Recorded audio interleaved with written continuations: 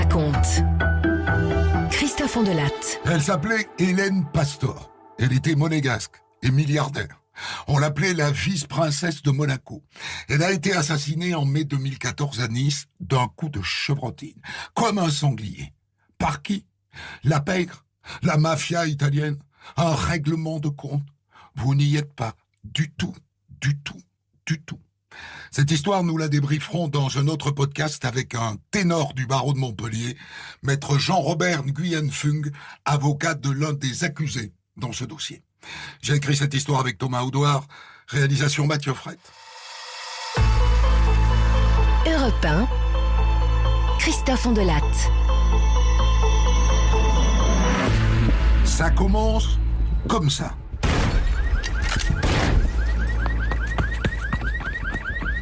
Nous sommes le 6 mai 2014 à Nice, juste devant l'hôpital Larcher. Il est 19h10. On vient de tirer sur cette voiture immatriculée à Monaco, là-bas. Cette Lancia Voyager noire. La vitre passager a volé en éclats. Et dans la foulée, a priori, 2 hommes se sont barrés en courant.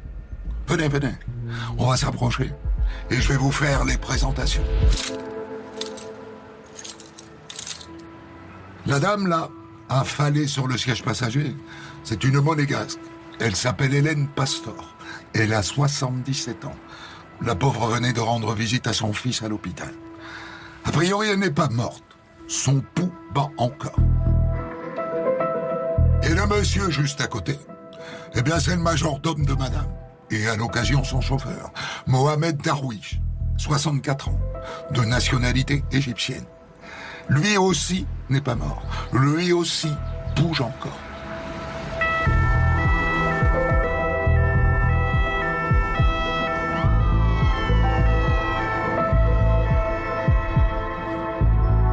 Le SAMU les amène tous les deux à l'hôpital Saint-Roch. Pronostic vital engagé. x2.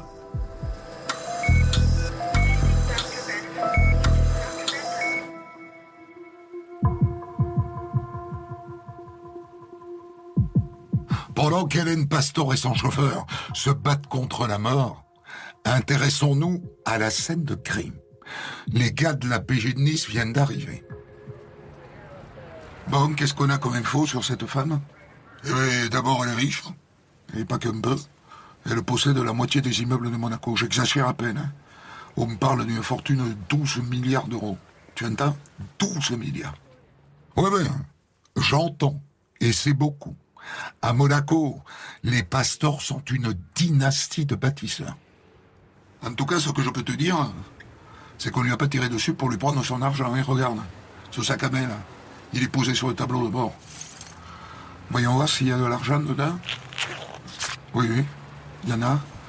1, 2, 3, 4, 5, 6, 7, 8, 9, 20, 30, 40... 1800 euros. Ça se confirme, hein. Cette femme, on l'a pas tuée pour son argent. Est-ce qu'il y a des témoins? Oui. Moi, j'ai vu un homme, un noir avec une capuche. Il s'est penché par la portière, il a tiré et il est parti en courant. Un autre dit qu'ils étaient 2. À part ça, après le premier retour des urgences de l'hôpital où les 2 sont entre la vie et la mort, on leur a tiré dessus au fusil de chasse. 2 bonnes vieilles cartouches de chevrotine. C'est pas banal dans ce genre d'affaires qui ressemble à un règlement de compte. Elle a été touchée à la mâchoire, au cou et à la poitrine, et lui au thorax et à l'abdomen. Malheureusement, on n'a retrouvé aucune cartouche vide sur place. Et ce qui est intéressant, c'est que d'après les témoins, le ou les tueurs ont agi à visage découvert. Avec un peu de chance, ils sont passés avant ou après devant une caméra vidéo. Inch'Allah.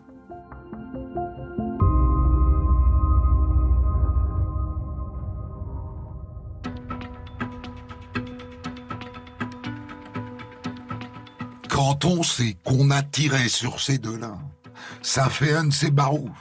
Remarquez, une milliardaire, monégasque qui plus est. Ça se comprend. D'autant qu'il y a quelque chose que je ne vous ai pas dit. Le fiston de madame, qui s'appelle Gildo, celui qu'elle est venue voir à l'hôpital. Il est propriétaire de l'écurie de course automobile de Monaco. C'est un proche du prince Albert. Et d'ailleurs, la mère, Hélène, elle a un surnom sur le rocher. On l'appelle la vice-princesse de Monaco. Pour vous dire que ça n'est pas n'importe qui.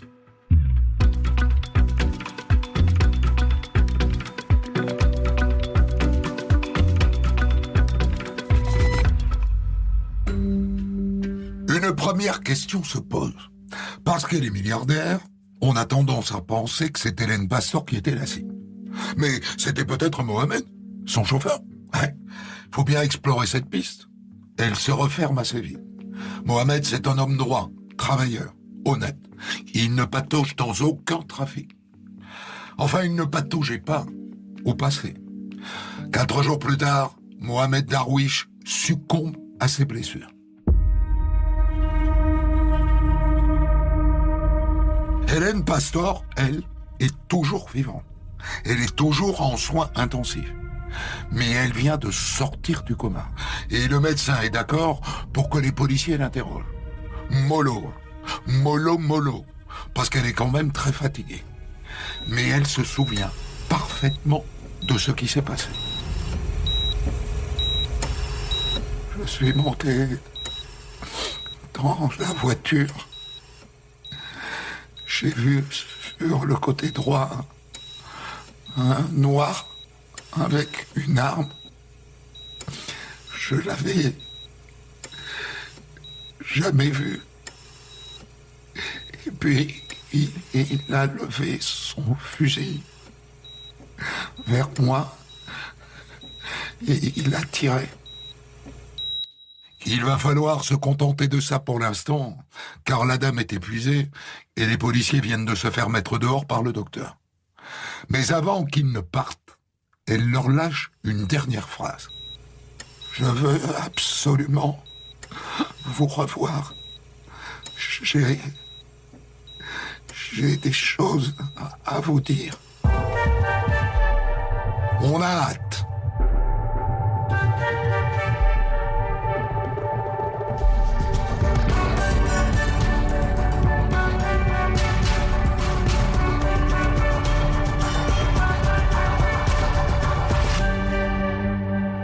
Évidemment, ça les intrigue les policiers, qu'on ait utilisé un fusil, probablement à canoncier. Comme ça, spontanément, on pourrait passer un coup de la mafia italienne. Mais avec un fusil à canoncier, ça colle pas, c'est pas leur truc. Et d'ailleurs, c'est pas leur truc non plus de louper leur coup. Là, entre nous, on a affaire à des amateurs. Et là, pour le coup, il tarde aux policiers de réinterroger Madame Pastor. Elle leur a dit qu'elle avait des choses à leur dire. Elle ne leur dira plus rien, car elle est morte, elle aussi, ce matin, à 6 heures, à l'hôpital. Quelques jours plus tard, le prince Albert en personne assiste à ses obsèques. Je vous dis ça pour que vous gardiez bien en tête le contexte de ce meurtre.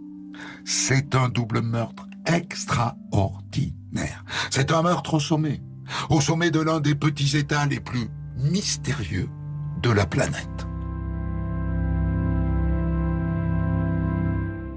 Bon, ça y est, ils ont mis la main sur les images des caméras de vidéosurveillance du quartier. Déjà, t'es regardes. Ils sont mienneux, hein. Le premier, une casquette rouge vissée sur la tête, se fait déposer en taxi devant l'hôpital à 18h34. Celui-là, à mon avis, c'est le guetteur.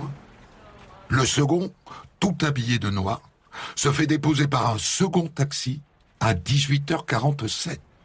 Ça alors, j'avais jamais vu ça de toute ma carrière. Des tueurs qui se font amener en taxi sur place. T'as déjà vu ça, toi? Non, de toute ma carrière, je n'ai jamais vu ça non plus. Dans le grand banditisme, on arrive généralement en voiture, volée, et on la brûle dans la foulée. Donc, on a affaire à des amateurs. Ce sont des amateurs qui ont tué la vice-princesse de Monaco. Et ça se confirme. Bon, J'ai eu la centrale de taxi de Nice. Ils m'ont donné les 2 numéros de téléphone qui ont servi à commander les voitures. C'est vraiment des rigolos, hein? Tu l'as dit, bouffi. Même si je vous le dis tout de suite, les numéros ne renvoient pas à un compte Soch ou SFR. Les téléphones ont été achetés à Marseille vers midi, le jour du double assassinat, et activés dans la foulée sur la Canebière. Et donc, à partir de là, grâce à leur téléphone, on les suit, les crétins. À 15h, ils vont prendre le TGV pour Nice, à la gare Saint-Charles. Bon, c'est bon, hein? Je les ai en vidéo à la gare de Marseille. À bord du TGV 6821, ils arrivent à Nice à 15h35. Et là, ils vont à l'hôtel. Ils y arrivent séparément et prennent chacun une chambre sous de faux noms. Ils repartent de l'hôtel séparément un peu après 18h, en taxi, direction les lieux du crime. Ça nous fait beaucoup d'infos d'un coup, mais ça ne nous donne pas le blaze des 2 lascars. Patience.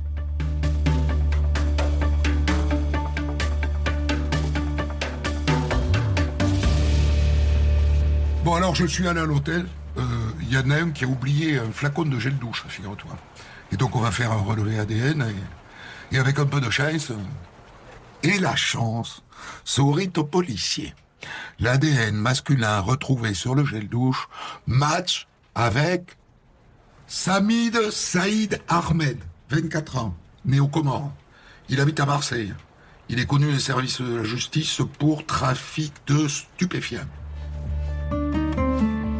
On compare sa tronche avec celle de la vidéo. Lui, c'est le tueur. Le complice, pour l'instant, on ne sait pas vraiment comment il s'appelle. Et là où il se confirme que ce sont vraiment des charlots, c'est que bien sûr, ils ont balancé leur carte SIM. Mais ils continuent de se servir de leur téléphone, les abrutis. Le téléphone est un espion redoutable, même quand on change de carte SIM. Eh bien, on va les mettre sur écoute. Voilà tout. Sacré duo de pieds nickelés. On de la raconte, la suite de votre récit. Et les écoutes, finalement, permettent d'identifier son camarade. Alain Hamadi, 31 ans, d'origine comorienne lui aussi, mais né à Marseille. Connu de la maison Poulaga pour des vols avec violence et du recel. Les voilà donc tous les deux identifiés. Et toujours sur écoute. Échantillon de leur conversation. Ça va? T'as eu des nouvelles du blanc? Ouais, je l'ai eu au téléphone. Le blanc? Le blanc. Et si c'était le commanditaire du crime? Grâce aux écoutes, les flics de la PJ l'identifient assez vite. Pascal Doriac, 46 ans, coach sportif. Écoute-moi bien. Est-ce que tu sais qui il a dans sa clientèle? Je sais pas, couillon, mais tu vas me le dire de suite. Sylvia Pastor, la fille d'Hélène Pastor. Et son compagnon, il va aussi chez le coach. Wojciech Janowski, c'est son nom. Ah mais là, ça change tout. Le contexte de ce double meurtre, c'est pas la mafia, c'est la famille. Qu'est-ce que tu sais sur ce Wojciech Janowski? Eh bien, c'est un Polonais, il a 65 ans. Figure-toi qu'il est consul honoraire de Pologne à Monaco. Et c'est pas tout. L'oiseau a aussi été directeur de la société des bains de mer qui gère le casino Monaco. Tu vois le profil. Et à côté de ça, il a des parts dans une raffinerie de pétrole en Pologne. Donc, le crime pourrait avoir été fomenté par ces deux-là. Sylvia Pastor, la fille de la victime qui gérait ses affaires avec elle, et Wojciech Janowski, son compagnon. Son compagnon n'est pas d'hier. Ça fait 28 ans qu'ils sont à la colle, tous les deux. Ils se sont rencontrés à Monaco, bien sûr. Sylvia Pastor était divorcée et déjà mère d'un enfant. Depuis, ils ont une fille ensemble. Mais ils ne se sont jamais mariés. Et c'est peu dire que Wojciech Janowski n'a pas la cote dans la famille. Ça c'est le fils de Madame Pastor, le frère de Sylvia qui le révèle aux policiers. On se méfie beaucoup de lui. Et ma mère aussi se méfiait de lui. Je vais vous révéler quelque chose. Pendant 20 ans, vous entendez, 20 ans, elle a employé un détective pour le surveiller. Ma mère, c'est vous dire à quel point elle nourrit des doutes sur sa probité. Et elle a raison de se méfier de lui. Objectivement, oui. On a dû vous dire qu'il avait une raffinerie de pétrole en Pologne, n'est-ce pas? Ça lui a valu pas mal d'ennuis judiciaires là-bas. Il a été condamné plusieurs fois pour escroquerie, pour blanchiment d'argent. Alors il se fait mousser avec cette histoire de raffinerie, mais la vérité c'est qu'il perd de l'argent. Puisqu'on parle d'argent, et si on allait voir les comptes en banque des deux oiseaux? Sylvia, d'abord, la fifi. Vous êtes assis?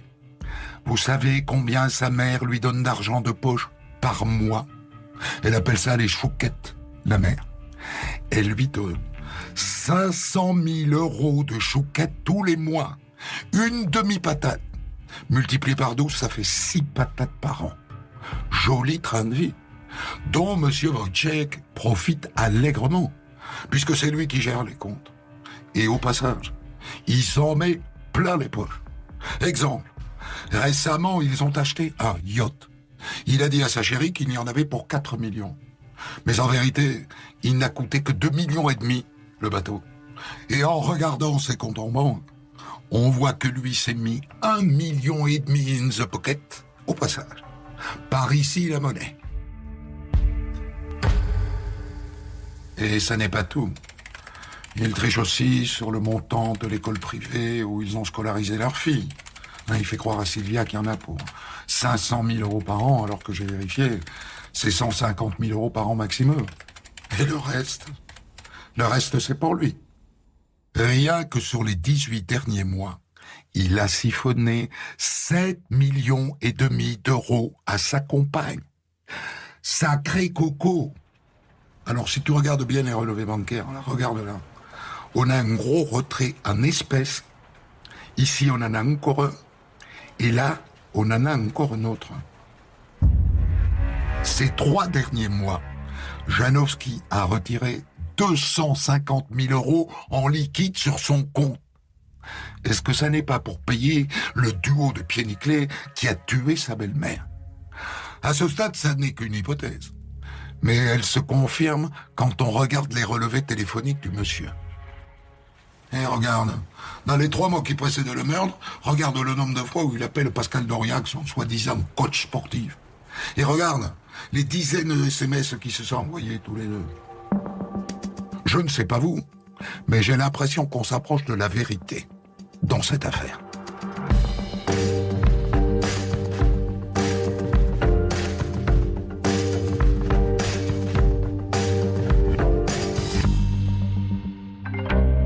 Un mois et demi après le double meurtre, la crime de Marseille lance un grand coup de filet. Audacieux, parce qu'il y a du gros poisson dans le chalut. La fille d'un milliardaire et le consul honoraire de Pologne à Monaco. Et avec eux, un coach sportif et des petits délinquants marseillais. Autrement dit, le tueur, le guetteur et quelques-uns de leurs copains. Tout ce petit monde file en garde à vue.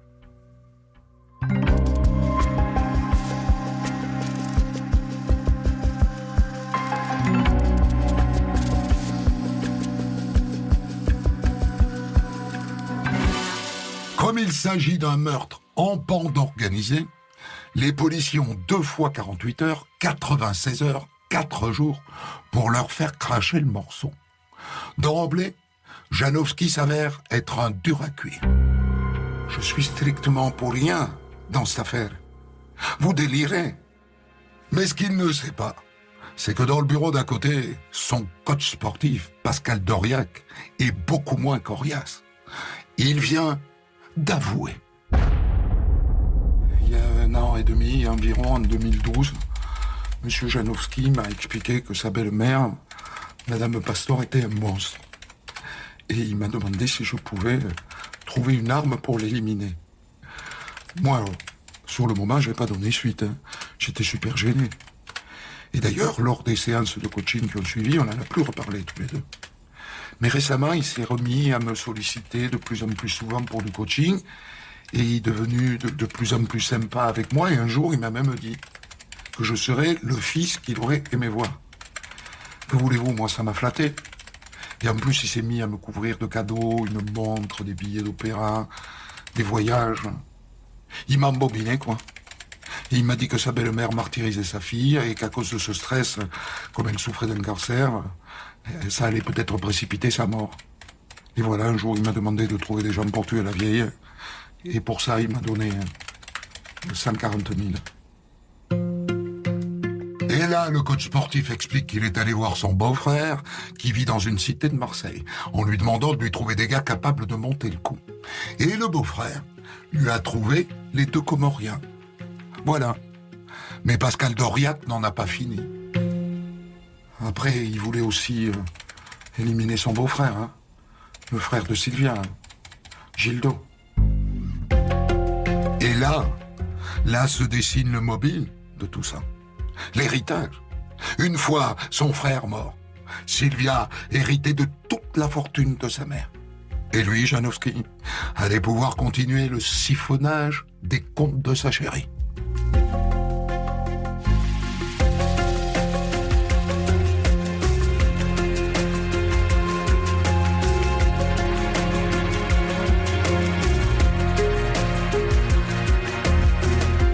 Confronté aux aveux de son coach sportif, Janowski met 3 jours à cracher le morceau.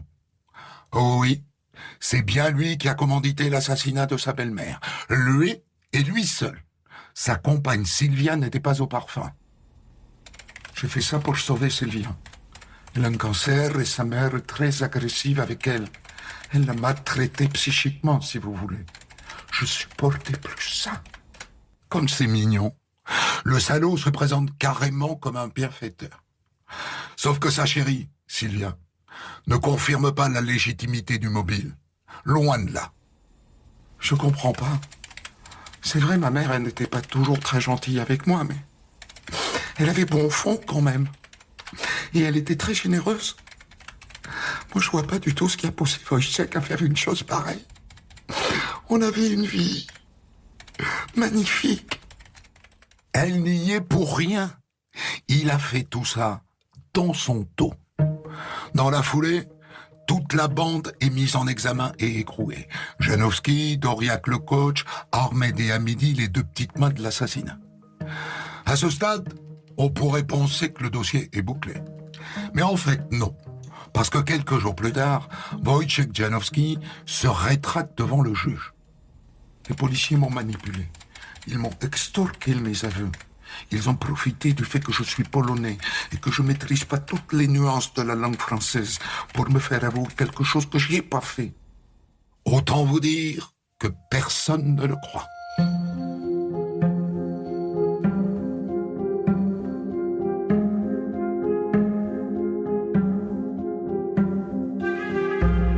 Avant d'aller assister au procès de toute la petite bande, arrêtons-nous 2 secondes pour bien préciser le mobile. Sylvia Pastor a un cancer.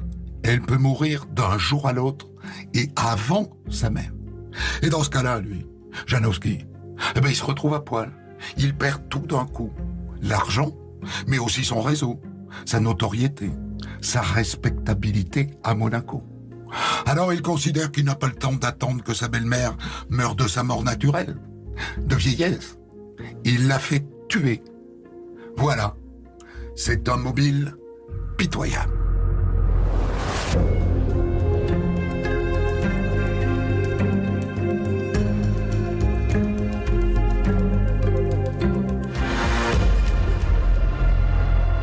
Le procès de toute la bande qui a contribué à l'assassinat d'Hélène Pastor s'ouvre pour 1 mois en septembre 2018 devant la cour d'assises d'Aix-en-Provence.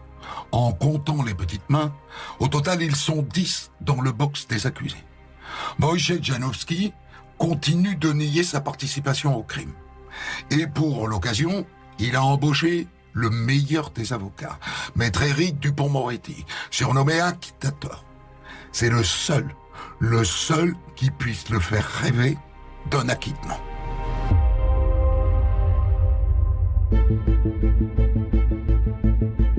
Sur le banc des parties civiles, il y a d'abord la femme et le fils de Mohamed Darwich, le chauffeur. Ne les oublions pas. Et dans la famille Pastor, il y a Sylvia et Gildo, les 2 enfants d'Hélène. Ils ne se regardent pas, ils ne se parlent pas. Manifestement, il y a de l'eau dans le gaz entre le frère et la sœur.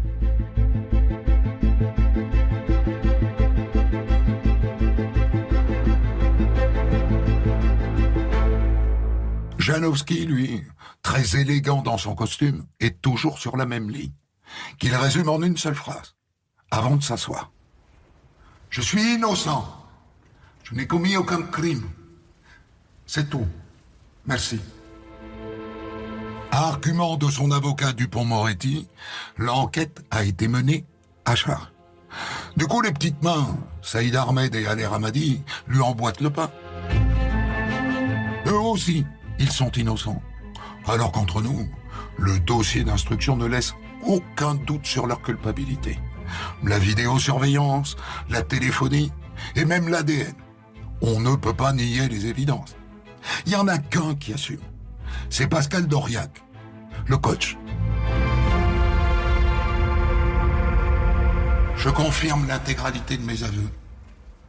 C'est bien M. Janowski qui m'a demandé de l'aider à éliminer Madame Pastor. Mais enfin, c'est faux. Il invente tout. C'est lui qui a décidé de tuer Madame Pastor de sa propre initiative. Et j'entends bien le démontrer ici. Et quand on demande à Janowski de s'expliquer sur ses aveux, les policiers, en dehors de m'avoir arraché les ongles, ils m'ont tout fait pour que j'avoue. Et là, le président de la cour d'assises abat une carte maîtresse.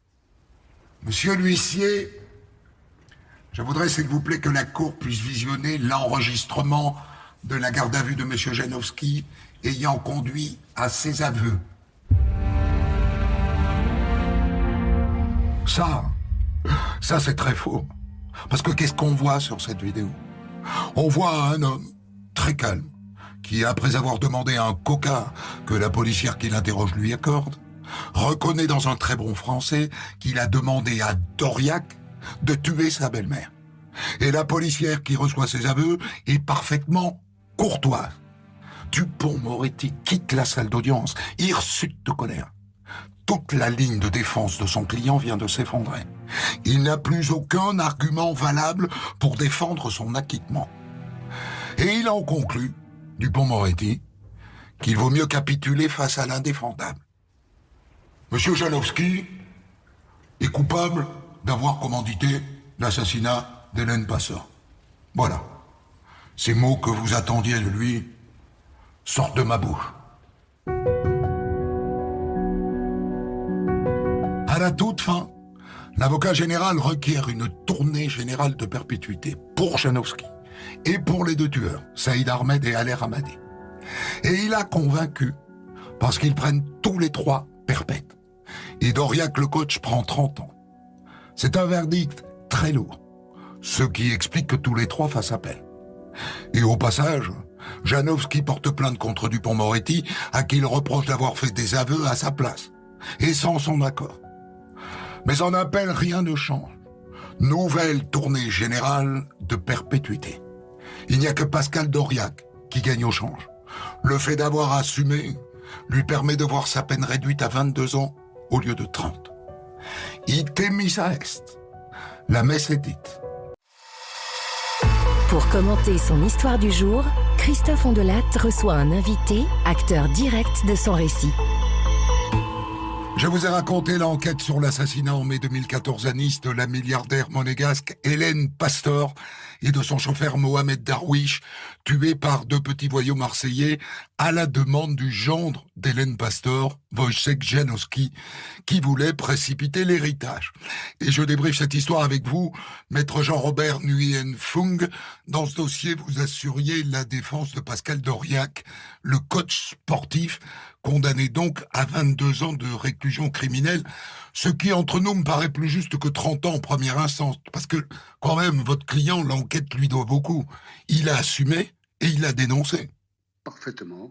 Dès sa garde à vue, avant même que je ne sois son avocat, il a passé des aveux complets devant les officiers de police judiciaire de Nice.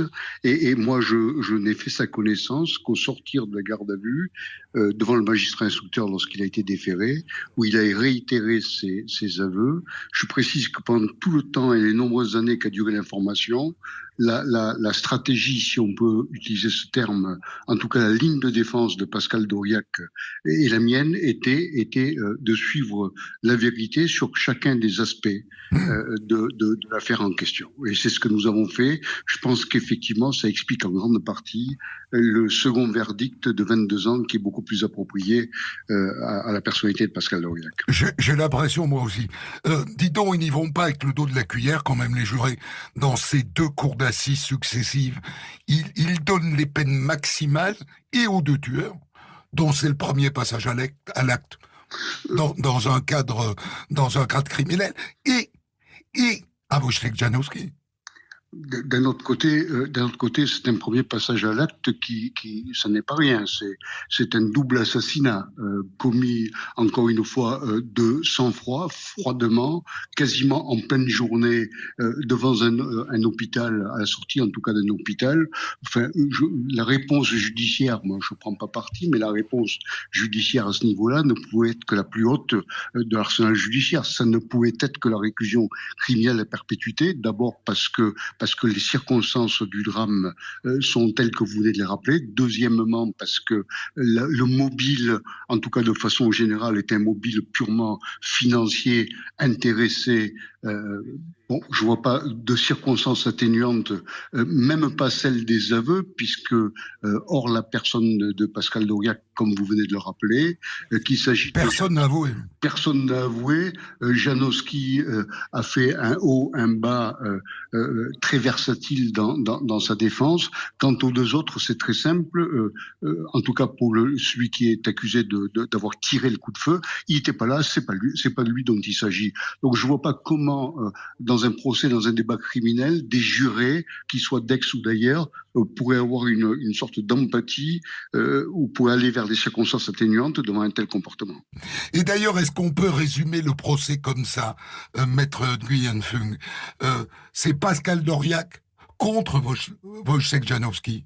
Parce que lui, Janowski, il veut vous faire porter le chapeau.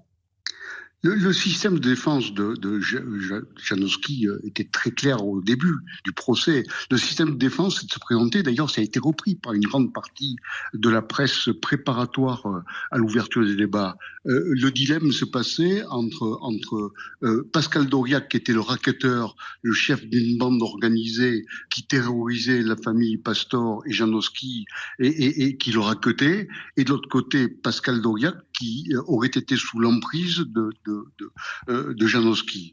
Ça a été présenté comme cela, et les 3 ou 4 premiers jours du procès, dans le box des accusés, les 2 étaient silencieux jusqu'à la confrontation, jusqu'à ce qu'on les entende l'un après l'autre. Et là, sans explication, sans plaidoirie, sans argument, il est apparu aux yeux de tout le monde que cela était impossible, que la seule thèse, que la seule vérité, parce que Pascal d'Aurillac était un petit moineau par rapport à Janowski, parce que Pascal d'Aurillac ne faisait pas le poids devant Janowski, parce que la thèse sur laquelle Pascal d'Aurillac racketterait Janowski, on ne rackette pas Janowski, était intenable. Donc très rapidement, dès le 3e ou le 4e jour de procès, très rapidement, cette thèse qui avait fait flore pendant quelques mois avant l'ouverture du procès est tombée. Plus personne n'a eu de doute sur ce sujet-là. Et votre client maintient que Janowski voulait aussi tuer Gildo, le frère de Sylvia, le fils d'Hélène. Pascal d'Aurillac, vous savez, chacune de ses déclarations l'accablait lui d'abord. C'est ce qui a fait la force de son témoignage et de sa comparution. Il accablait les autres en disant la vérité, mais il s'accablait lui également en premier. À partir de là, lorsque Pascal d'Aurillac raconte tous les détails de cette terrible affaire, et lorsqu'il dit que Wojciech Janowski avait également l'intention de donner la mort par la suite à Gildo pour les histoires d'héritage que vous avez évoquées, Pascal d'Aurillac n'a absolument aucune raison. C'est pas sur une question qu'il fait cette révélation, c'est dans le cadre de ses aveux en garde à vue. Je ne suis pas encore son avocat. Il se met à confesse. Il raconte tout. Il tombe, il s'est scratché par terre après 2 ans d'errance hiératique. Il est tombé à terre, il se rend compte de l'énormité de la chose. Il dit tout crûment la vérité et effectivement, il précise que parmi les intentions de Wojciech Janowski, Janowski, il y avait, après la mort d'Hélène Pastor, il y avait bien entendu l'assassinat de Gildo. Il lui en a seulement parlé ou il est allé plus loin? Est-ce que l'assassinat de Gildo Pastor était programmé? Non. Non, en termes juridiques, ce qu'on appelle les commencements d'exécution, en tout cas, moi, je ne vous le dirai pas, parce que rien dans le dossier ne permet d'avancer un simple élément matériel, sinon, effectivement, la personnalité un peu exubérante et un peu folle de Janowski, qui est d'une arrogance inouïe. Il peut rien lui arriver à Janowski. Donc il dit ça à Pascal Dauriac parce que Janowski est tout puissant. Après Hélène Pastor, qui était la détentrice de la fortune chiffrée à des milliards et des milliards, il y a l'obstacle Gildo. Une fois l'obstacle Gildo et Hélène Pastor éliminés, c'était plus de la moitié ou à peu près la moitié du foncier de Monaco qui tombait dans l'escarcelle de Janowski parce que Sylvia Pastor lui faisait une entière confiance et parce que, ne l'oubliez pas et vous l'avez rappelé, ils étaient tous les deux père et mère d'une enfant. Quoi. J'ai du mal à croire quand même que Sylvia Pastor ne s'est pas rendu compte que l'autre siphonnait son compte. Parce que il y a donc ce détective privé. Oui, c'est Hélène Pastor qui a embauché un détective privé parce qu'Hélène Pastor, qui se méfiait terriblement de Janowski, s'en méfiait parce que l'homme avait tout ce côté manipulateur dans Monaco et qu'Hélène Pastor manifestement pensait qu'il n'en avait qu'après la fortune de la dynastie Pastor. C'est Hélène Pastor qui, se méfiant de lui, a engagé un détective qui d'ailleurs a été entendu par la cour d'assises, en tout cas le premier procès. Ça n'est pas Sylvia. Sylvia avait, elle, quant à elle, une confiance aveugle en Wojciech Janowski, une confiance aveugle, mais elle n'a jamais voulu, par exemple, se marier avec lui. Elle n'a jamais mise sur son testament, par exemple. Ce qui fait qu'en 2012, lorsqu'elle est atteinte de ce cancer, la position de Janowski, au-delà du fait que ses affaires étaient beaucoup moins rutilantes qu'il ne le proclamait à gauche et à droite, lorsque Sylvia Pastor est touchée par ce cancer en 2012, c'est à partir de cet instant-là qu'il commence à se rapprocher de son masseur, du coach, et ainsi de suite, à qui il ne jetait même pas un regard les 10 années précédentes. Pourtant, il le rencontrait 9 heures par semaine. Il ne le saluait pas parce qu'un milliardaire ne salue pas son domestique et ainsi de suite. Il ne lui adressait jamais la parole. Et il lui adresse la parole quand la coïncidence est terrible. Lorsque le cancer de Sylvia se déclenche, il commence à se rapprocher et là, la toile d'araignée se met en marche, se met en place et commence à se tisser autour de Pascal Dauriac jusqu'à l'entraîner là où vous savez. Je me rends pas compte, vous l'avez vu 2 fois un mois à l'occasion des 2 procès, il ressemble à quoi, Janowski? Il a une tête de fourbe, il a des allures de fourbe, ou alors il donne le change? Non, je peux pas me fier à l'apparence physique. Disons que dans le box des accusés, c'est une image qui vaut ce qu'elle vaut. Il est en costume gris de très bonne coupe, bien évidemment, qu'il n'a pas acheté au supermarché du coin, avec la chemise assortie, boutonnée et ainsi de suite, là où les autres sont habillés comme vous imaginez qu'ils le sont. Il a une allure, une posture qui est droite. Il a l'oreille qui répond, qui réagit à chaque bruit dans la salle d'audience et ainsi de suite. Il a l'œil qui est vif, qui bouge alors que les yeux, le regard des autres est abattu, morne, ne reflète rien. Lui, on sent qu'il est au cœur du procès, que son procès, c'est normal parce qu'il joue sa vie et son devenir. Manifestement, vous voyez que 2 mondes s'opposent, le monde des milliardaires de Monaco, du rocher monégasque, de l'autre côté, le monde de la petite racaille des banlieues de Marseille, et au milieu une sorte d'extraterrestre, un trait commun, l'énigme, ce que j'ai appelé moi l'énigme Pascal Dauriac, qui est là entre les deux, qui n'a rien à voir ni avec ceux qu'il a, je mets ça entre guillemets, pourtant c'est l'expression qu'il a recruté, ni avec celui qui lui a donné les ordres. Il est le messager terrible qui n'a rien à voir avec les deux milieux. Alors, Dupond-Moretti, qui est son avocat, se retrouve complètement coincé par la vidéo diffusée à l'audience qui invalide la théorie d'aveu extorqué par son client. Est-ce que c'est vraiment lui qui avoue à la place de son client? Pas du tout. Ah. Pas du tout. Encore une fois, on peut tout dire de Janowski, qu'il est arrogant, qu'il se croit le maître du monde, qu'il sans doute beaucoup plus intelligent, il est plus intelligent que tout le monde dans son esprit, mais il n'est pas sot lorsqu'il s'agit surtout de son devenir.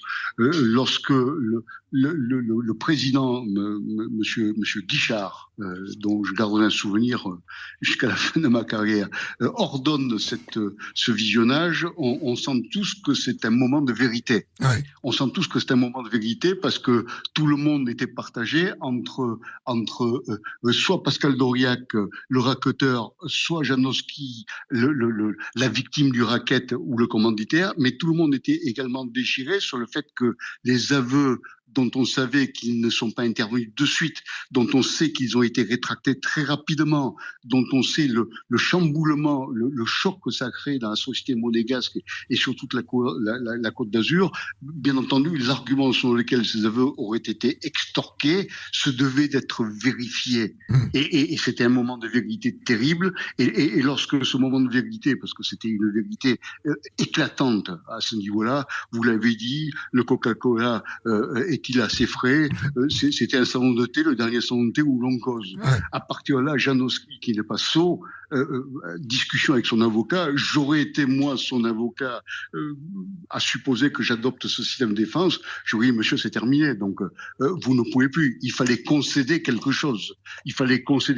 Parce que tout le système de défense basé sur les aveux extorqués, effectivement, s'écroulait. Donc, le système de défense, c'était, vous l'avez dit, monsieur, c'était oui, je reconnais, mais le mobile, c'est Sylvia Souffré, et c'est par la suite, vous le savez, c'est Pascal Dauriac qui m'aura à côté, qui a organisé tout ça. Mais vous avez remarqué également qu'à la fin du premier procès, lorsque ce procès se termine, la déclaration, les aveux finaux de Janowski, c'est je reconnais éventuellement pour Hélène, mais Mohamed Darwish, c'est pas moi.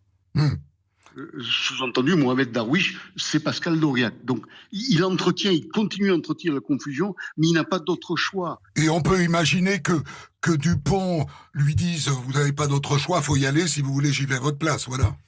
Oui, mais ça, c'est le rôle d'un avocat. Me semble-t-il, c'est le rôle d'un avocat lorsque l'étau se resserre et lorsqu'il n'y a plus aucune porte de sortie. Si un monsieur, ou nous avançons d'un pas, ou nous tombons là sur place, ça me paraît tout à fait normal. En tout cas, si je pouvais, il n'a pas besoin de témoignage, mais enfin, pour avoir vécu ce procès, manifestement, Janowski, puis Janowski, c'est pas le genre à obéir aux injonctions, ni de Pascal Dauriac, ni de ses avocats, me semble-t-il. Bien évidemment que c'est Janowski qui a fait des aveux. Bien entendu que Éric Dupond-Moretti lui a dit, en grand avocat qu'il est, monsieur, c'est fini, ce système de défense, c'est terminé. C'est évident. Justement à ce sujet-là, c'est assez rare qu'on sorte une vidéo d'interrogatoire en garde à vue dans un procès, mais enfin il devait bien se douter, Dupond-Moretti, que quelque part cette vidéo existait et qu'elle allait invalider le système de défense de son client. Je pense, moi je suis pas à la place d'Éric Dupond-Moretti, mais pour avoir fait plusieurs procès avec lui, je pense qu'Éric Dupond-Moretti, d'abord n'était pas seul. Puis je pense qu'Éric Dupond-Moretti pensait effectivement de façon sincère, aurait-il dû le vérifier, ça c'est son problème, mais pensait effectivement que ce que lui disait son client, c'était que à minima, les gardes à vue, vous savez, contrairement à ce que j'ai dit tout à l'heure, ce sont pas des tea time. Ouais. Donc les gardes à vue, c'est toujours un peu musclé, un peu fort, un peu agressif, en tout cas très tendu et ainsi de suite. Donc je pense qu'Éric Dupond-Moretti a cru un peu trop rapidement ce que lui a dit Janowski, à savoir que ses aveux lui ont été plus ou moins extorqués, ou en tout cas il a été suffisamment influencé avec pas son mauvais français, parce qu'il parle excellemment le français, Janowski. Il emploie l'imparfait du subjonctif quand il faut l'employer. Ne vous inquiétez pas, ça il n'a trompé absolument personne. Non, Janowski est un immense manipulateur. Janowski, Pascal Dauriac disait de lui en garde à vue, c'est encore pas moi qui lui ai dicté, lorsqu'il a essayé d'expliquer aux policiers comment il a pu être embringué dans une histoire aussi meurtrière, aussi terrible. Pascal Dauriac a eu cette phrase qui, pour moi, me restera très longtemps, mais on ne dit pas non à Janowski. Janowski, c'est Dieu. On ne dit pas non à Dieu. On va rester là-dessus. On va rester sur Dieu. Merci beaucoup, maître Nguyen Phuong du barreau de Montpellier, grand avocat dans le sud-est de la France. Des centaines d'histoires disponibles sur vos plateformes d'écoute et sur europe1.fr.